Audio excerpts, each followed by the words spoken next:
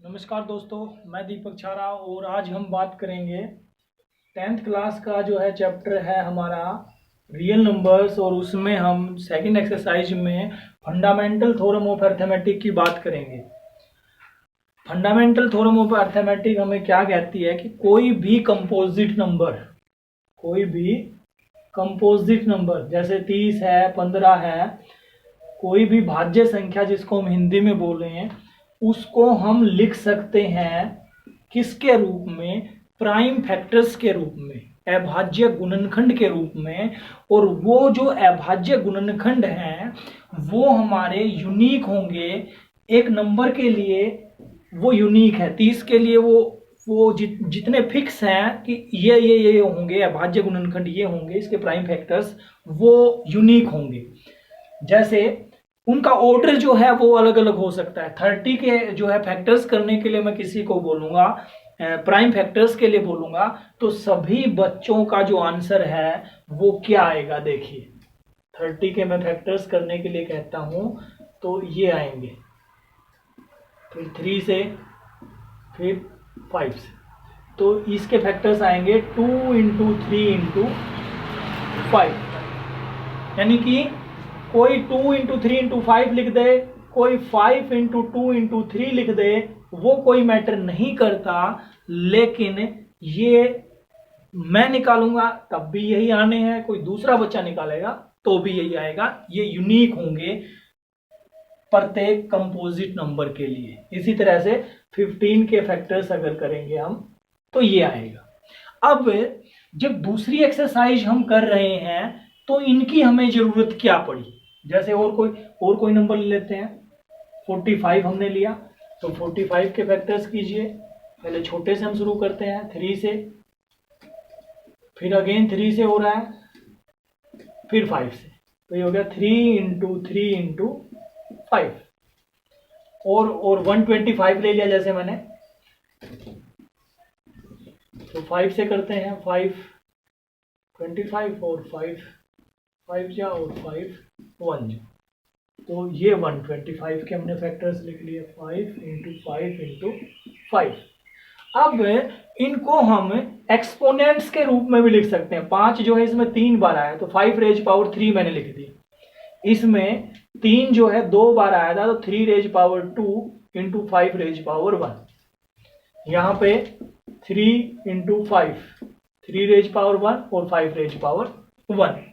तो ये तो हमारे थे फैक्टर्स, प्राइम फैक्टर्स है, भाज्य गुणनखंड। इस एक्सरसाइज में हमने पहले सम में यही कुछ करना है। उसके बाद 2 चीजें और हमने इस एक्सरसाइज में करनी है। वो 2 चीजें क्या होंगी?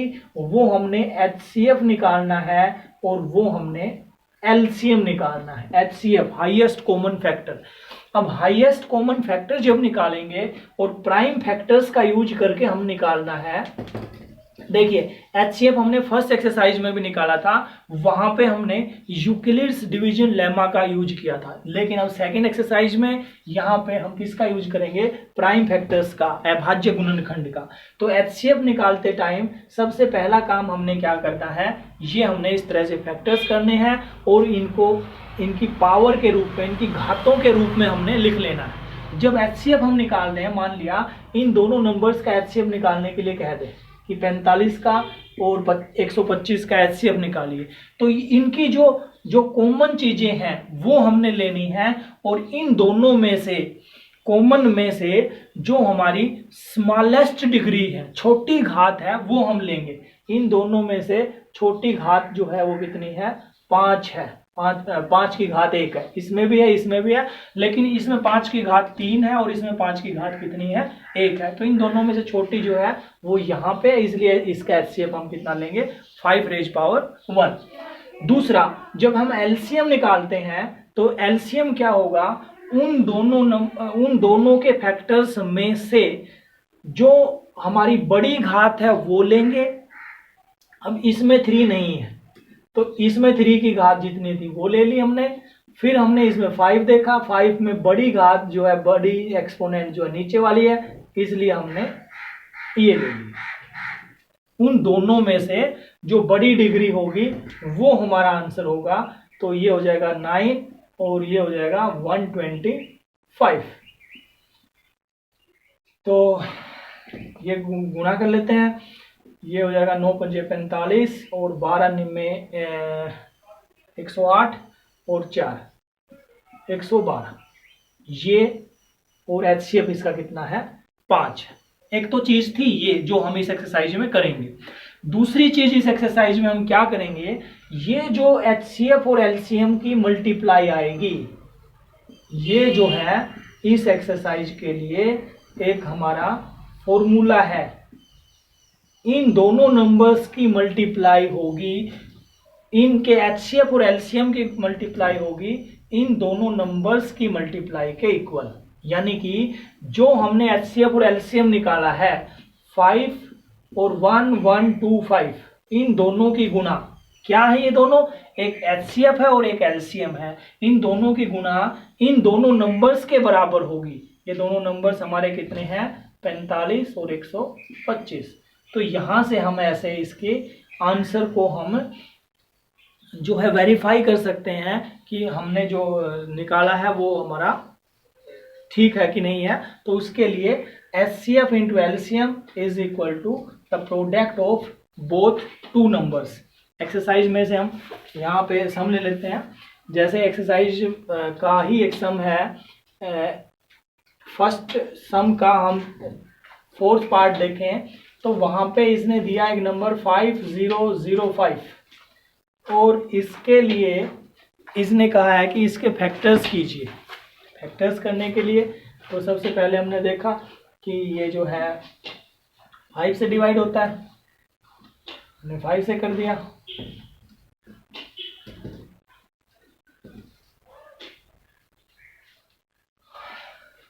उसके बाद हमने जो 5 से नहीं होता तो फिर किससे होगा भाई, 2 से भी नहीं होगा, 3 से भी नहीं होगा, 5 से भी नहीं होगा, 7 से देख लेते हैं।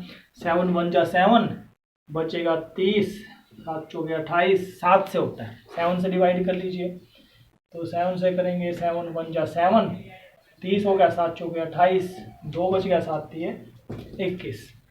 उसके बाद जो है 11 से करके देख लीजिए, 11 1 जा 11 और 11 3 जा 33। और फिर तो ये फैक्टर्स हमने करने हैं फर्स्ट सम में, अभाज्य गुणनखंड हमने करने हैं, तो वो हमने ऐसे करने हैं। ये एक्सरसाइज का हमारा फर्स्ट सम का जो है फोर्थ पार्ट था। तो फर्स्ट सम के फोर्थ पार्ट में हमने फैक्टर्स करने थे। अब हम एक सम और लेते हैं एक्सरसाइज का ही, इस एक्सरसाइज को हम कंप्लीट करते हैं।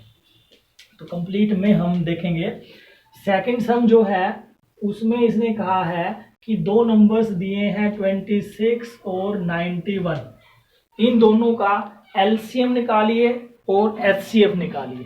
तो LCM निकालने के लिए हम इसके फैक्टर्स करेंगे। 26 के हमने फैक्टर्स किए 2 इंटू 13 और 91 के हमने फैक्टर्स किए 7 इंटू 13। ये हमारे फैक्टर्स हैं। क्वेश्चन ये है कि find the LCM and HCF of the following pairs and verify the answer, और इनका प्रोडक्ट हमने वेरीफाई करना है। तो इसका एचसीएफ देखते हैं पहले। तो एचसीएफ हमारा क्या था, जो दोनों में कॉमन है, और कॉमन में से जो हमारी छोटी एक्सपोनेंट है वो हम लेंगे। तो दोनों में सेम है, तो हमारा 13 जो है एचसीएफ होगा। एलसीएम का रूल हमारा क्या है, उन दोनों में से जो कॉमन है वो लेंगे और जो उसके अलावा जो बचेगा वो भी हम लेंगे, लेकिन जो कॉमन है उसमें बड़ी एक्सपोनेंट, जब हम एचसीएफ निकालते हैं तो छोटी एक्सपोनेंट, छोटी पावर, छोटी घात, और जब हम एलसीएम निकालते हैं तो बड़ी घात हम लेते हैं। अब बड़ी घात तो इनमें दोनों में सेम है, तो ये 13 तो ये है ही है, और साथ में जो बचेगा वो भी हमने लेना है 2 इंटू 7। अब इसमें लास्ट में वेरीफाई और करना है कि इन दोनों नंबर्स की गुणा 26 की और 91, ये दो नंबर्स थे, इन दोनों की गुणा बराबर होनी चाहिए इनके एचसीएफ और एलसीएम की गुणा के। ये हो गया 13 और 14, 14 थी 42, 14 एकम 14 और 4 हाँ, तो ये गुना जो है दोनों की बराबर होगी तो हमारा सम जो है वेरीफाई होता है, नहीं तो नहीं होता। ये गुना हमने करनी है और जब गुना इसकी हो जाएगी तो हमें पता लग जाएगा। तो दूसरा सम हमने ऐसे करना है। फिर हम तीसरे सम की बात कर लेते हैं। तीसरे सम में भी हमने वही प्राइम फैक्टर्स का यूज करके और निकालना है इसका एचसीएफ और एलसीएम। जैसे इसका एक पार्ट हम कर लेते हैं। थर्ड सम का फर्स्ट पार्ट हमारे पास है 12, 15 और 21। हाँ, एक चीज और मैं बता देता हूं, जब हम एचसीएफ निकाल रहे हैं, एलसीएम में तो जो कॉमन है वो तो आएगा ही, उसके अलावा जो बचेगी वो भी आएंगी। लेकिन जब एचसीएफ निकालते हैं और किसी सम में अगर कुछ भी कॉमन नहीं है, जैसे एक 3 और एक हमने ले लिया जो है 5, इसके फैक्टर्स हमारे आए 3 और 1 और 5 और 1, इनमें कुछ भी कॉमन नहीं है, तो जिसमें कुछ भी कॉमन नहीं है उसका एचसीएफ 1 होता है। 1 जो है सभी में कॉमन है, हमेशा 1। तो ये ध्यान रखना है जब हम एचसीएफ निकाल रहे हैं उस टाइम। अभी तीसरे सम की हम बात करते हैं। तो 12 के हमने फैक्टर कर लिए 2 इंटू 3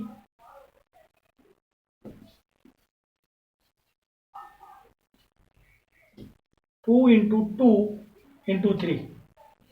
15 के हमने फैक्टर्स कर लिए 3 इंटू 5 और 21 के हमने फैक्टर्स कर लिए 3 इंटू 7। अब इसका एचसीएफ हमने लिखना है। एचसीएफ का मतलब तीनों में जो कॉमन है, तीनों में कॉमन जो है, इसमें भी 3 की पावर 1 है, इसमें भी 1 है और इसमें भी 1 है, तो 3 की पावर 1 जो है कॉमन है, तो ये एचसीएफ होगा।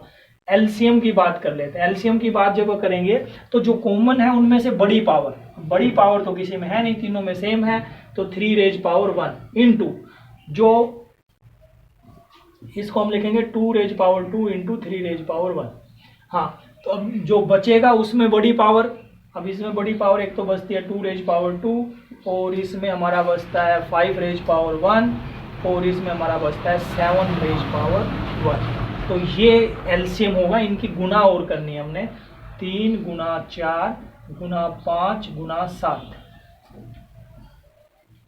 तो ये हो जाएगा 20, 20 की 60, 60 की और 7 की गुना 420, 420 नंबर जो है यूनिक 420।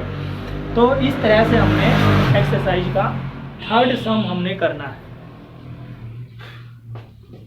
और देख लेते हैं, इसके 2-3 सम और हैं, कंप्लीट होती है एक्सरसाइज उसमें। ये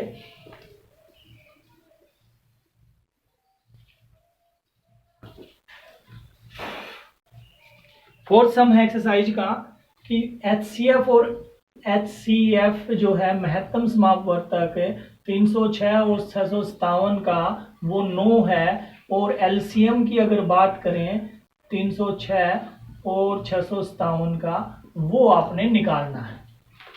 2 नंबर्स का एचसीएफ दिया हुआ है और एलसीएम निकालना है। एक्सरसाइज का हमारा ये फोर्थ सम है।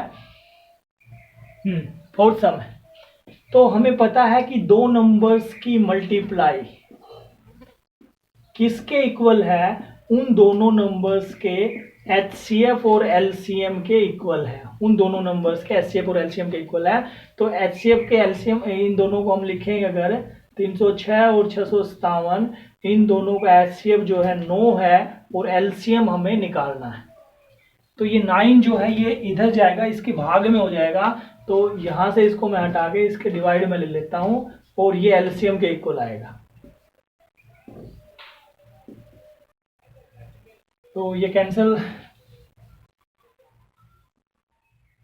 9 3 27, 3 जो है 36, 9 चौके 36। तो एलसीएम जो बनेगा वो बनेगा 34 गुना 6 5 7। इसकी गुना हम कर देंगे और वो इस सम का जो है वो क्या बन जाएगा, एलसीएम बन जाएगा। एलसीएम हमने निकालना है। एक सम और है, फिफ्थ सम, कि कोई भी नंबर, एक नंबर दिया हुआ है 6 रेज पावर n, और क्वेश्चन ये है कि check whether 6 raise power n ends with digit 0 for any natural number. क्या n की जगह हम कोई नंबर लिखें और वो ये नंबर जो एंड्स विद 0 हो सकता है। इसका ये मतलब है कि n की जगह मैंने 1 लिखा 6 आएगा, n की जगह 2 लिखा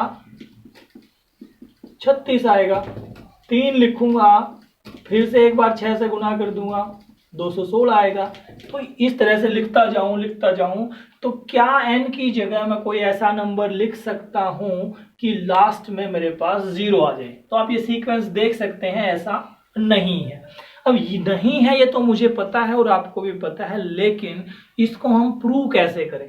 तो प्रूव करने के लिए हमें पता है कोई भी नंबर जिसके लास्ट में शून्य कब आता है, शून्य जब आता है जब उसके फैक्टर्स में 2 हो और 5 हो। उसके अभाज्य गुणनखंड हम जब करें और उसके फैक्टर्स में 2 आए और 5 आए, दोनों 2 भी हो और 5 भी हो, उस सम में लास्ट में जो है वो क्या आएगा? शून्य आएगा। अब यहाँ पे फैक्टर्स कर लेते हैं। 6 के जो फैक्टर्स होंगे वो होंगे 2 × 3 और 6 रेज पावर n है, तो ये n। अब यहाँ पे फैक्टर्स में 5 नहीं है, 5 is not prime factor of 6, therefore 6 raised power n never ends with 0, क्योंकि 5 के गुणनखंड 6 के गुणनखंड में, अभाज्य गुणनखंड में 5 नहीं है, इसलिए यह नंबर कभी भी शून्य पर खत्म नहीं हो सकता। और एक्सरसाइज के 2 सम और बचते हैं, वो और देख लेते हैं एक बार जल्दी से।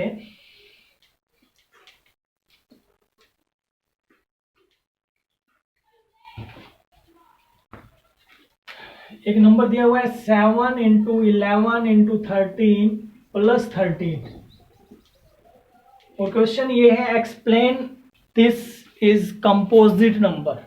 ये एक भाज्य संख्या है, ये हमने सिद्ध करना है।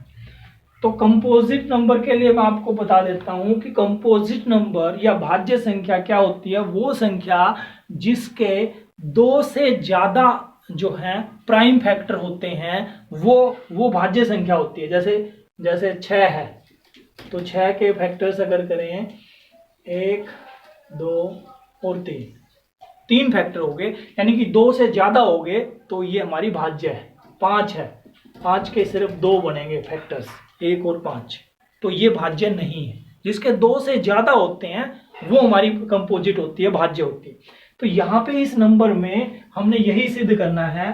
तो यहाँ से मेरे को 13 कॉमन मिल गया, दोनों में से, इधर से और इधर से 13 कॉमन है, तो ये बचेगा 7 × 11 और जमा 13 एकम 13, 1। ये हो गया 77 जमा 1, ये हो गया 78। अब गुना में 1 जो है मैं किसी भी नंबर के लिख सकता हूँ, 13 × 78 × 1। तो इसके फैक्टर्स और फैक्टर्स भी होंगे, लेकिन कम से कम 3 तो हमने कर दिए, इसलिए यह कैसी संख्या है? यह एक भाज्य संख्या है, कंपोजिट नंबर है। इसी तरह से इसका सेकंड पार्ट हम करेंगे। और लास्ट में एक्सरसाइज का आखिरी सम है, कहता कि एक सोनिया, एक लड़की है और एक रवि है, वो एक ग्राउंड के चारों तरफ चक्कर लगाते हैं। ये जैसे ग्राउंड है, इसके चारों तरफ चक्कर लगाते हैं, और जो लड़की है वो ये एक राउंड पूरा करने में उसको 18 मिनट लगते हैं, और एक लड़का है उसको एक राउंड पूरा करने में 12 मिनट लगते हैं। एक को 18 मिनट सोनिया को, और ये रवि है इसको कितने लगते हैं? 12 मिनट। तो दोनों ने एक साथ यहाँ से दौड़ना स्टार्ट किया, तो वो दोनों वापस एक जगह पर मिलेंगे, तो वो जो है कितनी मिनट के बाद मिलेंगे ये निकालना है। देखिए, जब इन्होंने दौड़ना स्टार्ट किया तो इनकी स्पीड जो है अलग अलग है। इसने 12 मिनट में राउंड पूरा कर लिया, 12 मिनट के बाद ये यहाँ पे है, और 18 मिनट के बाद ये और आगे निकल गया यहाँ से वापस जो है दूसरे चक्कर के लिए, और ये जो 18 मिनट में यहाँ पे पहुंची। तो ये दोनों ऐसे ऐसे चक्कर लगाते गए, ये जो है इसके आगे आगे चलेगा क्योंकि इसकी स्पीड ज़्यादा है। तो एक बार ऐसी पोजीशन आएगी कि ये दोनों वापस जो है यहीं पर मिलेंगे, और वो पोजीशन क्या होगी? वो पोजीशन होगी इस 18 और 12 का एलसीएम। एलसीएम का मतलब इसके जो है इसके हमें कॉमन मल्टीप्लायर निकालें कि भाई 18 के बाद ये 36 मिनट में आएगी, 18 आती है 54 मिनट में, यानी कि 18 के हम वो कर लें मल्टीप्लायर, 18 का पहाड़ा लिख लें एक तरह से, हम कहें 18 की टेबल 18, 36, 54 ऐसे ऐसे। और इसी तरह से रवि है वो यहाँ पे किस पॉइंट पे आएगा, 12 मिनट के बाद 24, 36, 48 ऐसे ऐसे। तो यहाँ पे हम देखते हैं जब 36 मिनट हुई है उस टाइम जो है दोनों जो है यहाँ पे होंगे। इसका मतलब इसका एलसीएम जो है 36 है, तो इस सम का जो आंसर होगा वो 36 होगा।